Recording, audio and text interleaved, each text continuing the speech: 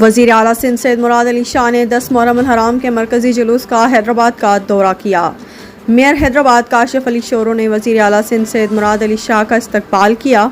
उस मौके पर वज़ीर दाखिला ज़ियाउल लंचार, सूबाई वज़ीर बराए आबपाशी और खुराक सिंध जाम खान शोरो, वज़ीर आला सिंध के मुआविन खुसूसी Abdul Jabbar Khan, town municipal corporation के चेयरमैन भी उनके हमरा थे।